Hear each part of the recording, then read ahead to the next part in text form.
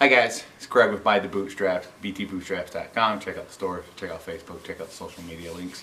Like and subscribe below if you like this video. This week there was a testimony on the with the House Democrats with top leaders of the Pentagon, to which they were trying to grill the Pentagon leaders as to why they're not changing their stance on transgenders in the military. And the guy who was testifying for the Pentagon came out and basically said that they're not changing their standards, that you're going to abide by whatever biological sex you were when you're born. To which case, they brought out these 5 service members who were officers in the service. They were people, long-term enlistments, 10, 15, 20 years in the service, which I applaud their service to this country. Thank you very much. But, however, their whole entire point of this was that people, service members, enlisted officers, they should be addressed and the rules should be changed based on their sexual preference or what they identify as.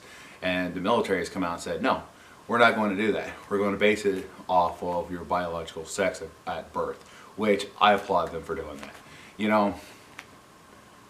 When you're not in the service and you're not in that institution, it's very easy from the outside looking in and say, why aren't they abiding by the social norms? Why aren't they doing this? Why aren't they doing that? And the thing is, there's a purpose and a reason for that. You create conflict of interest. You create boundaries and blurred lines by doing that. You create special treatment. You create double standards. You have primarily men trying to transition into women. Well, the problem is, men have a certain standard and a certain expectation in the military.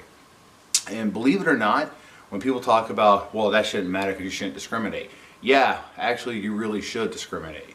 Alright, because do you really want someone who's incapable of performing the jobs and the duties to be in charge and or to have a certain responsibility, but yet they can't perform that duty?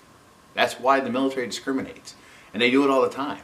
They do it based on intelligence. They do it based on work performance. They do it based on height.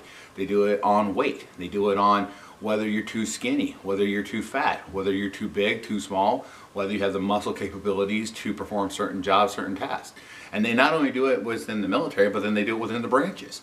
Air Force tends to lean more towards the more intellectual side, same as Navy. Marines and Armies tend to lean more towards the physical side because that's what the job requires. So all those people who say, well, they shouldn't discriminate. Yeah, they really should. Because the last thing you want is someone on a front line who can't perform the jobs and the duties when it needs to be done, and has to take the resources of other people coming in to protect their asses because they can't cover their own, much less the people before or behind them, or the left or the right of them. It's a team unit. Alright? So when you take men, and again, primarily men, who want to transition into women, alright, it's like, if you want to sit there and go through the procedure and get the sex change done and the hormones and everything else, that's one thing. I still disagree with it, alright? Because again, it's a conflict of interest. It creates too many issues, right? But when you have people who just say, well, I identify because I think I'm a man. Well, I think I'm a turkey sandwich. I'm not. And neither are you. You're about as much as a woman as my cat. Alright, if you're a man. And the same is true if you're a woman. If you're a woman but you claim you're a man because that's what you feel like, well, I don't give a damn about your feelings, and apparently neither does the military. The service before self, aspect of it. I mean, that's a key function in every branch of the military, service before self. Alright, how are you putting the service before yourself if you're creating a scene?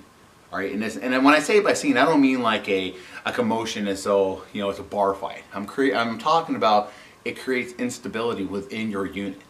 Alright, because now you're asking, or you're dictating all these people who know you by one thing to treat you differently now. Alright, that creates, again, that's where that confusion and conflict of interest comes in. But then also you take actual biological women and you put them against men.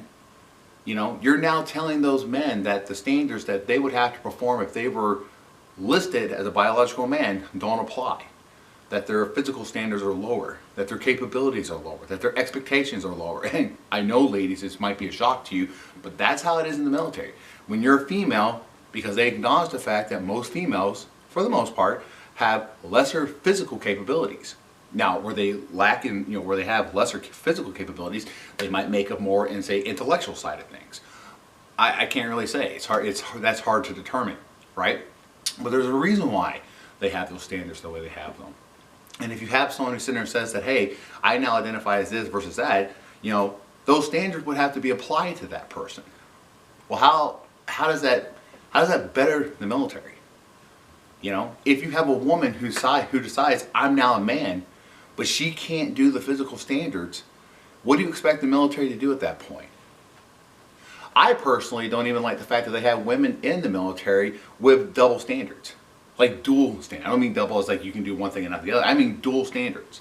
If the expectations are, if you're in the military, you have to be able to perform 45 push-ups in a minute, 60 sit-ups in a minute, and run a mile and a half in 9 minutes or whatever those standards are, that ought to apply across the board to everyone. And if you can't do that, then you don't join. All right? And whatever those standards are, again, men, women, it doesn't matter. There's a reason why we don't have kids in the military. When I say kids, I mean like 10-year-olds. It's because they can't do the standards. They can't compete. They can't keep up. And the same is true with other women and men. If you're a guy, but you can't perform the standards, you should not be allowed in the military. And the same is true for a woman. It's not sexist. It's not because, we don't like one group or another. It's just the military is not designed for your feelings. It's designed for one purpose. Granted, we call it defense, but really it's to kill people. I mean, when you break it down, every job in the military is associated with killing people. That's like saying, I want to join the service, but I don't want to have to fire a gun. Well, tough shit, Buttercup. You're going to be firing a gun. That's how it goes. I applaud the Pentagon for standing firm on this. It should have never been allowed with Obama. Kind of like the don't ask, don't tell thing. If it were up to me, during that time frame, if you were gay, and you can, and you said it, or if you joined, I think you should have been removed immediately. And people say, why could you say that? What, you're against gays? Nope, has nothing to do with you being gay.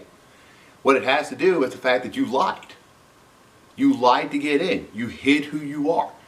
And one of the key factors in almost every service branch is integrity. How can you serve when you've already lied going into the service? So like I said, I applaud the Pentagon on this. I hope they continue to hold firm on this. And comment below, let me know what you guys think. Talk to you later.